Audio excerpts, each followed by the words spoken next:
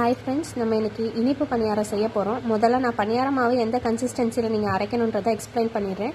நீங்கள் எந்த டம்ளரில் பச்சரிசி எடுக்கிறீங்களோ அதே டம்ளரில் புழுங்கலரிசி எடுத்துக்கோங்க. உளுந்து வந்து ஒரு கைப்பிடி அளவுக்கு எடுத்துக்கோங்க. வெந்தய பவுடர் ஒரு ஸ்பூன் எடுத்துக்கோங்க. இதெல்லாம் நல்லா ஊற வச்சுட்டு நீங்கள் ஆட்டி எடுத்துக்கோங்க. 2 மணி நேரம் ஊறினா போதும்.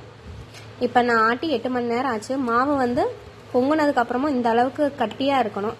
இதுதான் வந்து கரெக்டான பதம். அப்போ தான் நம்ம வந்து வெள்ளைப்பாகு அதில் ஊற்றுறப்ப அது கரெக்டாக இருக்கும். பாகுப்பதம் தேவையில்லை, நம்ம கரைசல் ஊற்றினாலே போதுமானது. நான் இன்றைக்கி 1/4 கிலோ அளவு வெல்லம் எடுத்திருக்கேன். உங்கள் இனிப்புக்கு எவ்வளோ தேவையோ நீங்கள் அதுக்கு தகுந்த மாதிரி எடுத்துக்கோங்க. ஒரு சிட்டிகை உப்பு சேர்த்துக்கோங்க. பணியாரக்கல் இப்போ நல்லா காஞ்சிட்டு நம்ம பணியாரத்தை ஊற்றிக்கலாம்.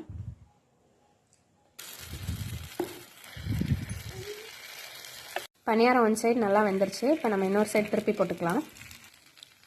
பாருங்கள், பார்க்கவே எவ்வளோ கலர்ஃபுல்லாக அழகாக இருக்குது. பணியாரம் ரெடி.